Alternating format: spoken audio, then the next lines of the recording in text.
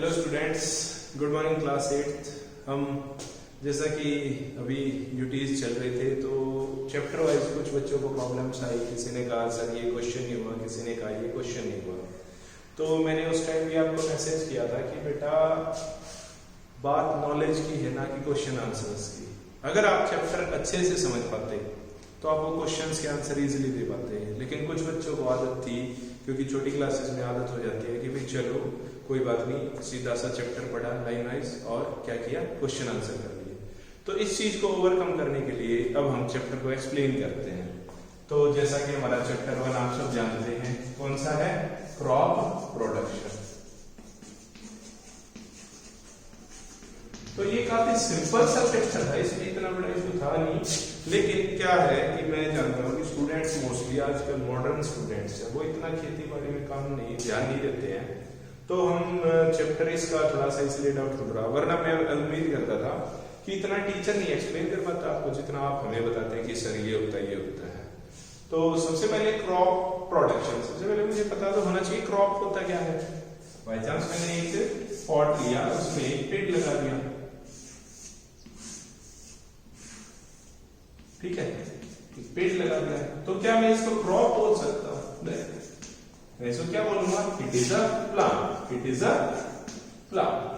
तो by chance मैंने एक गमला और ले लिया, उसमें फिर से कोई पेड़ लगा दिया, तो क्या इन दोनों का कॉम्बिनेशन को मैं क्रॉप बोल सकता? नहीं, दीज आर द प्लांट्स। लेकिन यही चीज मैं एक फील्ड में चला जाऊं, जिसको मैं सही बोलूं तो खेत बोलता, वहां पर हम पूरे बड़े हुए एक बहुत सारे ऐसे छोटे छोटे प्लांट्स लगाते हैं, इनको मैं क्या करूंगा? क्रॉप्स। तो क्रॉप्स क्या हो गया? The maximum number of plants, the maximum number of plants produced during a single time. एक ही टाइम पे जब हम मैक्सिमम प्लांट्स को ग्रो करते हैं या प्रोड्यूस करते हैं तो उसको मैं क्या बोलूंगा? क्रॉप्स। तो क्रॉप्स क्लियर है। अब क्रॉप प्रोडक्शन यानी उनको प्रोड्यूस करना।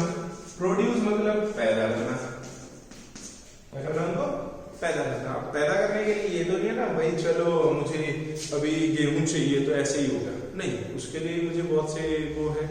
तो उससे पहले हमारी जो क्रॉप्स हैं उनको कैरेक्टराइज करते हैं कि भाई हाँ कौन सी क्रॉप्स होती हैं।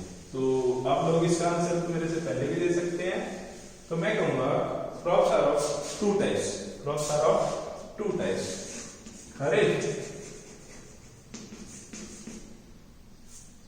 और second is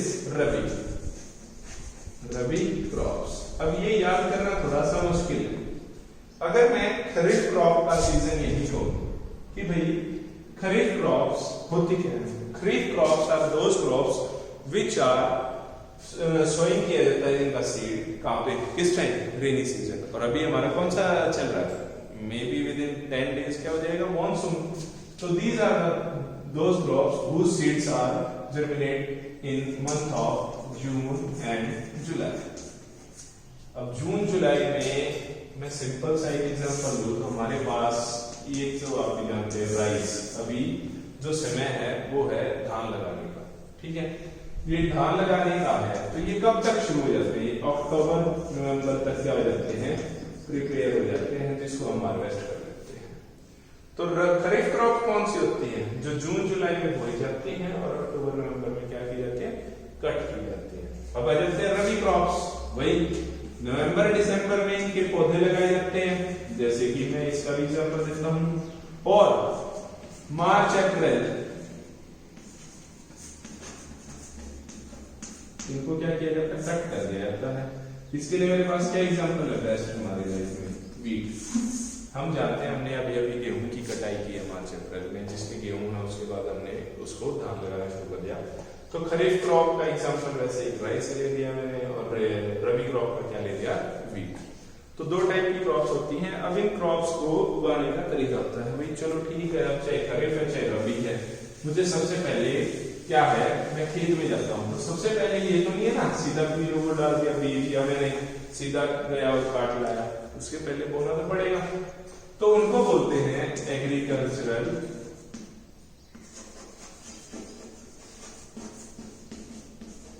practices. Agriculture practices means वो तरीके जिनकी वजह से मैं क्या करूं, क्रॉप उगा सकूं, क्रॉप उगा सकूं। अब क्रॉप कैसे उगाएंगे भाई, ऐसे तो नहीं है कि भाई चलो रोड पे उगा दे, नहीं। सबसे पहले मैं क्या देखता हूँ, जमीन। जमीन देखने के लिए तो सबसे पहले मुझे क्या नजर आनी चाहिए, लैंड। अब इस लैंड को प्रिपेयर करना, सबसे पहले वो लैंड क्या होनी चाहिए, रिच इन न्यूट्रिएंट्स। अब जैसे एग्जांपल दूं मैं आपको कि भाई चलो हमें राइस, ये चावल बोने हैं, ये तो नहीं है मैं राजस्थान के बालू खेत में उगा दूंगा, क्यों, क्योंकि चावल को ज्यादा से ज्यादा पानी चाहिए, और पानी के लिए, न्यूट्रिएंट्स के लिए उसको एक ऐसी जमीन चाहिए, जैसे मैं हरियाणा की जमीन का हूं तो ये उपयुक्त है उसके लिए, ठीक है। दूसरी चीज, वो लैंड उबड़ खाबड़ नहीं होनी चाहिए, लेवल भी होनी चाहिए।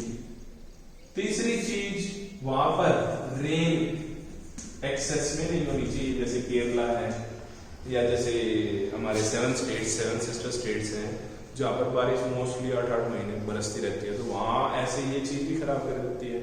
तो हम इन सब चीजों से सबसे पहले देखते हैं लैंड, फिर देखते हैं सीड्स। अब मुझे बोना ये गेहूं है और मैं सीड ले आऊं राइस का, तो ये गलत हो जाएगा। दूसरी बात, गेहूं बोना है लेकिन उसके अंदर न्यूट्रिएंट्स पूरे नहीं है। तीसरी चीज, अगर वो गेहूं सड़ा हुआ है यानी डेकेड है, तो क्या हो जाएगा, वो मतलब हमारा नए नए जो जर्मिनेट्स होंगे उस सीड में से पौधे वो उगेंगे, क्लियर है। तो फिर इसके बाद चलो भाई उनकी थोड़ी सी केयर, क्या करते हैं उनकी केयर क्या करते हैं हम, ये तो नहीं ना जमीन में पौधा बोया और चलो भाई अब आके काट के लेके जाएंगे और हमारे घर के हो जाएगा, नहीं। उनकी केयरिंग क्या होती है, वाटरिंग, उनको पानी दिया जाता है समय समय पे, उनको कुछ मैन्योर्स भी दिए जाते हैं ताकि वो अच्छे से उगाए जाए। जैसे हमारे अभी यहाँ पर एक ग्रास हॉपर टिड्डे दल होते हैं, वो आते हैं तो वो पूरी की पूरी जो हमारी फसल है उसको बर्बाद कर देते हैं, तो मेरी पेस्ट से उनको बचाना होता है, ठीक है भाई। केयर होगी उनकी। अब फोर्थ ऑप्शन आ गया उनकी हार्वेस्टिंग।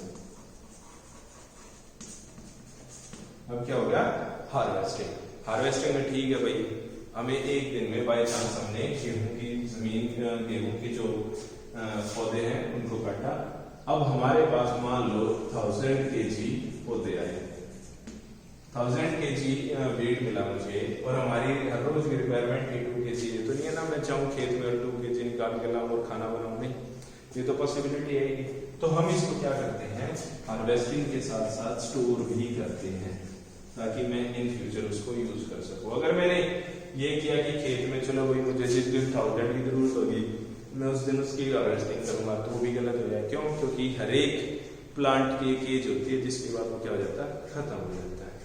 तो ये कुछ एग्रीकल्चरल प्रैक्टिसेस थी जिनको मैंने ओवरव्यू किया है, अब इनको डिटेलिंग में करते हैं, ठीक है। तो इन्हीं स्टेप्स को सबसे पहले हम देखते हैं लैंड। तो फर्स्ट स्टेप है प्रिपरेशन ऑफ सॉइल, यानी जो जमीन है उसको प्रिपेयर करना, यानी अगर वो बड़ा है तो उसको क्या करना, लेवलिंग, उसको क्या करना, लेवलिंग। क्यों लेवलिंग क्यों जरूरी है, ताकि जब मैं इरिगेशन स्टार्ट करूं तो मेरा जो वाटर है या जो मैं मैन्योरिंग कर रहा हूं उस टाइम जो मेरा खाद है वो सब में इक्वली डिस्ट्रीब्यूट हो। अगर बाई चांस मेरा खेत उबड़ खाबड़ है, ऊंचा नीचा है, तो जो ऊंचे टीले पे जो पेड़ होगा मैंने कुछ भी स्प्रेड किया वहां तक तो नहीं पहुंचेगा, सारा एक जगह इकट्ठा हो जाएगा, एक्सेस यूज भी हमारा क्या होता है, खतरनाक होता है। तो लेवलिंग हमारा इस चीज से हो जाती है, प्रिपरेशन ऑफ सॉइल। फिर सेकेंड आता है सोइंग ऑफ सीड्स, क्या, सोइंग ऑफ सीड्स, मतलब जो हमने बीज चूज किए हैं वो क्या कर रहे हैं, मुझे बोने हैं, उनके लिए मैं क्या यूज करूंगा, थोड़े से टूल्स करूंगा, एग्रीकल्चर टूल्स, हैरो बोलते हैं जो लेवलिंग के काम आती है, कल्टीवेटर होता है, प्लस मशीनें होती हैं जो क्या करती है, अंदर डीपर होती है। अब कई जो सीड्स हैं उनको हम ज्यादा डीपर नहीं कर सकते, क्यों, क्योंकि इससे वो जर्मिनेट नहीं कर पाएंगे, तो उनको एक प्रॉपर उसमें जमीन के लेवल के नीचे दबा दिया जाता ताकि वो निकल के एक पौधा बन सके। ठीक है, तो सोइंग ऑफ सीड्स में इस सबसे पहले चूज करना होता है सीड है कैसा, तो मैंने बताया अभी कि अभी हम क्या चेक करते हैं उसकी क्वालिटी। अब आ जाते हैं third, adding manure and fertilisers.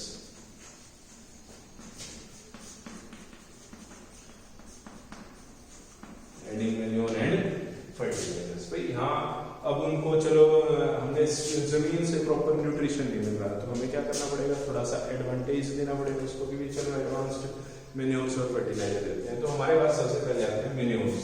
ये क्या होते हैं, ऑर्गेनिक सब्सटेंस होते हैं। इनकी प्रॉपर्टी क्या होती है, रिच इन न्यूट्रिएंट्स होते हैं, इनके पास बहुत सारे न्यूट्रिएंट्स होते हैं और ये बहुत ज्यादा हेल्पफुल होते हैं। फर्टिलाइजर्स भी यही काम करते हैं, ये मे भी इनसे ज्यादा होते हैं लेकिन ये इनऑर्गेनिक सब्सटेंस होते हैं।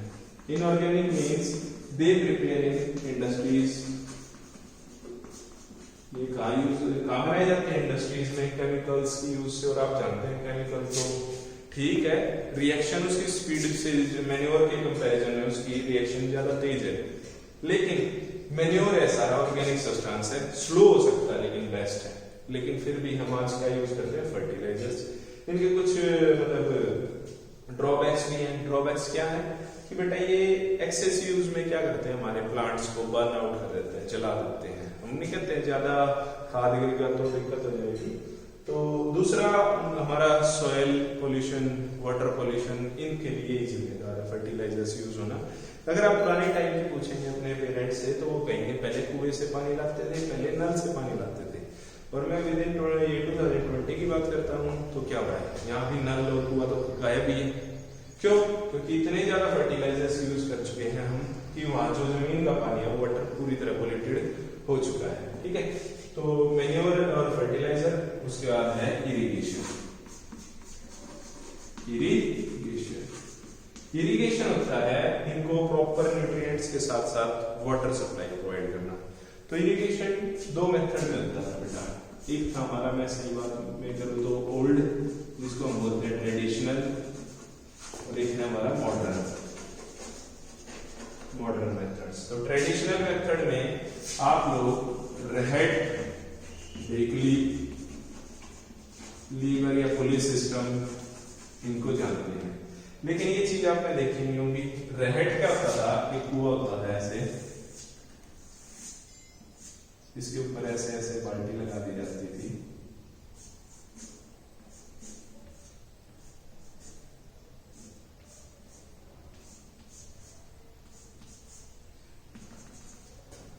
और इसको एक ऐसे कुएं में डुबो दिया जाता था आधा।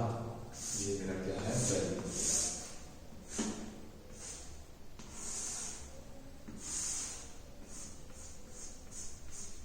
ये क्या मेरा कुआं। तो इसको एक चेन सिस्टम से, जो हमारा बैल होता था या जो भी जानवर होता था, वो इसको एक चेन सिस्टम से यहां से घुमाता था। यहाँ पर हम बुल या मैं कहूँ ऑक्स को बांध देते थे। तो ये क्या करता था, जैसे जैसे घूमता था नीचे से पानी यहाँ स्टोर कर लेता और ऊपर आने के बाद यहाँ से एक छोटा सा हम कंटेनर रखते थे जो पाइप से जुड़ा होता था और इसमें ही खाली कर देता और हमारा खेतों में पानी क्या किया जाता था, इरिगेट किया जाता था। इस चीज का ज्यादा अच्छे से अगर आपको समझना हो तो अपने स्कूल गेस्ट रूम में भी फोटो लगा हुआ है रेड का। जब भी आप स्कूल आएंगे, अपने स्कूल के गेस्ट रूम में आप देखेंगे एक पिक्चर लगी हुई है रेड, प्रॉपर रेड है वो। और क्या कहते हैं, इसका ये फायदा होता था कि चलो ठीक है कि भाई वाटर मुझे वेल से मिल रहा है, कुएं से, लेकिन क्या था, ये बहुत ही स्लो प्रोसेस था।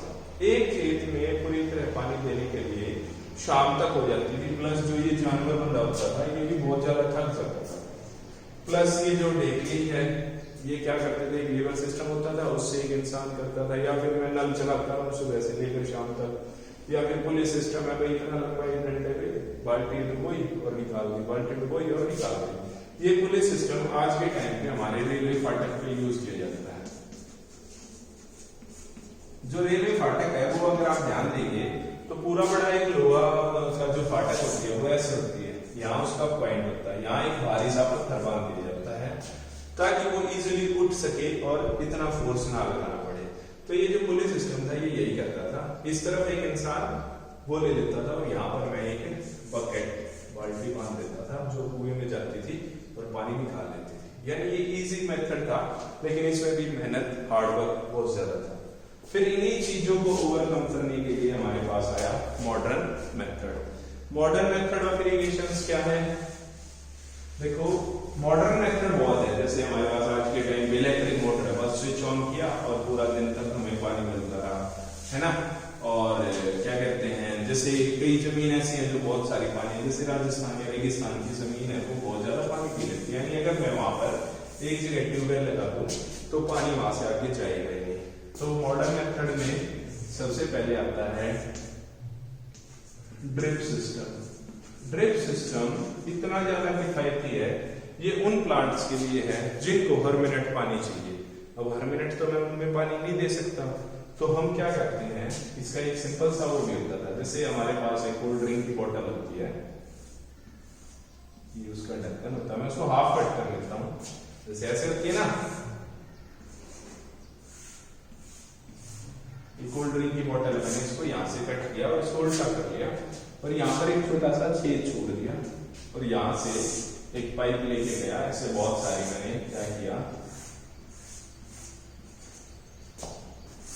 एक छेद छोड़ दिया, एक छेद छोड़ दिया और एक बार मैंने यहां पर मोटर लगाई और उसका स्विच ऑन किया। उसमें से क्या हुआ, इन छेदों से ये पाइप ये जो पूरी भर गई है, यानी भर गई है। अब मुझे इसका पता चल गई है कि ये जो बॉटल है, ये जब छोटे छोटे ड्रॉप्स में से नीचे प्लांट्स,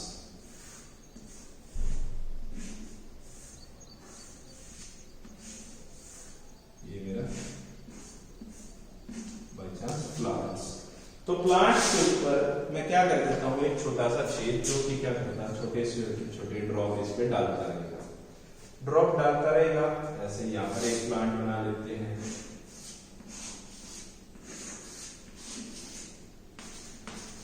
ठीक है, ये भी इस पे क्या करेगा, ड्रॉप सिस्टम करता रहेगा। अब ये जो ड्रॉप बाय ड्रॉप गिर रहा है और इसके अंदर मुझे पता है कि कितना वाटर है, मुझे पता चला कि भाई 2 आवर्स के अंदर जो ये मेरी बॉटल है जिसके अंदर मैंने एक बार पानी भर दिया, ये 2 आवर्स बाद इस ड्रॉप सिस्टम के थ्रू खाली हो जाएगी। मैं 2 घंटे बाद आया, फिर से एक बार मोटर ऑन की, फिर से इनको पूरी तरह फिल कर दिया, फिर से घर चला गया। ऐसे ये बहुत ही सिंपल मेथड है। और दूसरी चीज ये वाटर सेविंग भी है। क्या ये वाटर सेविंग, इससे जो मेरा वाटर वेस्टेज है वो होती ही है। क्यों? क्योंकि वाटर जितनी प्लांट को चाहिए उतना मैं उसको प्रोवाइड कर रहा हूँ। बाई चांस एक प्लांट उसको ज्यादा चाहिए तो मैं थोड़ा सा इसका जो नीचे ड्रॉप सिस्टम का छेद है उसको थोड़ा बड़ा कर दूंगा और जल्दी पानी मिलेगा उसको। लेकिन उससे क्या होगा, ये जो 2 आवर्स का बैकअप है ये 1 आवर्स में मिलेगा, लेकिन मैं इस कंटेंट को या इसकी जो क्वांटिटी है वो बढ़ा दूंगा। तो ये था ड्रिप सिस्टम। फिर सेकंड होता है स्प्रिंकलर सिस्टम। स्प्रिंकलर सिस्टम आप लोग देख चुके हैं, बिल्कुल देख चुके होंगे। जहां पर जमीन बहुत सूखी होती है या गर्मी बहुत ज्यादा पड़ती है वहां पर हम लोग क्या यूज करते हैं, स्प्रिंकलर सिस्टम। जमीन के नीचे नीचे एक पाइप होता है जिसके ऊपर हम क्या करते हैं, छोटी छोटी नोजल, जैसे ये मेरा खेत है इसके नीचे ऐसे ऐसे मैंने 4 नोजल्स लगाई और यहाँ पर इसको बोलते हैं बटरफ्लाई। ठीक है, यहां से जब पानी आया और यहां से गया तो क्या हुआ, यहां से पानी निकलने लग गया। तो ये बटरफ्लाई ऐसे ऐसे मूवमेंट करती है, ऐसे ऐसे, और वो जो स्प्रिंकल है वो ऐसे ऐसे ऐसे चारों तरफ पानी क्या करता है, स्प्रेड करता है। चारों तरफ पानी क्या करता है, स्प्रेड करता है। इस हिसाब से क्या होता है कि भाई पानी स्प्रेड होता है। जैसे हम छिड़काव करते हैं तो क्या होता है, पानी जमीन के लिए जाती है लेकिन उसको प्रॉपर पीने का मौका नहीं मिलता। इतने में उसको पीती है, इतने में फिर से टर्न आ जाती है, फिर से टर्न आ जाती है।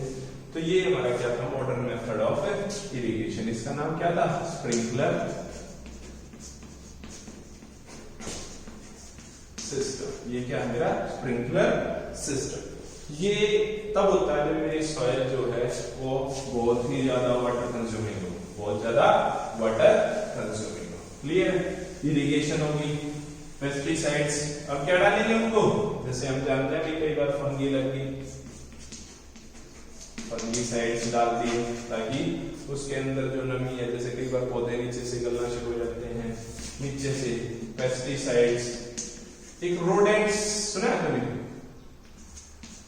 चूहे वगैरह, तो इनके लिए हम क्या करते हैं, रोडेंट्स के लिए, पेस्टिसाइड्स के लिए थोड़ा सा क्या करते हैं, छिड़काव करते हैं पेस्ट कंट्रोल का, जिससे क्या होता है ये मर जाता है। लेकिन इनका एक साइड इफेक्ट भी होता है कि कई बार हमारे बटरफ्लाई, हनी बीज, इनको भी डेथ के कगार पे ले जाते हैं, जिसकी वजह से वो जो बटरफ्लाई है एक पौधे से दूसरे पौधे जा रही है, न्यूट्रिएंट्स एक्सचेंज कर रही है, वो भी खत्म हो जाता है। तो कुछ फायदा है, कुछ नुकसान है। इनको हमें ज्यादा यूज नहीं करना चाहिए, कोई सिंपल मेथड यूज करना चाहिए कि ये जो चूहे वगैरह हैं या ये जो पेस्ट हैं, इसे हम इजिली छुटकारा मिल जाए इससे, ठीक है। अब आ जाते हैं हार्वेस्टिंग, लास्ट है हार्वेस्टिंग एंड स्टोरिंग। तो पहले है हार्वेस्टिंग। हार्वेस्टिंग होती है कटाई। भाई ये फसल है, उसको मैंने बोया, पानी दिया, पेस्ट कंट्रोल किया, ड्रिप सिस्टम इरिगेशन किया, अब उसको काटने का समय आ गया क्योंकि वो पूरी तरह मैच्योर हो गई है, हमारी कटने लायक हो गई है। तो इसको काटने के लिए हम क्या करेंगे, काट लेंगे और उसके बाद उसको थ्रेशनिंग। थ्रेशनिंग जानते हैं, थ्रेशर। थ्रेशर क्या करता है, जो हमारे प्लांट्स हैं उनके जो वीट के सीड्स हैं, मैं एग्जांपल वीट का ही दे रहा हूँ, सीड्स को अलग कर देगा, उसके प्लांट्स को अलग कर देगा, है ना। फिर उसके बाद ये मेथड हो गया थ्रेशनिंग। फिर आएगा विनोइंग। विनोइंग किस लिए जरूरी है,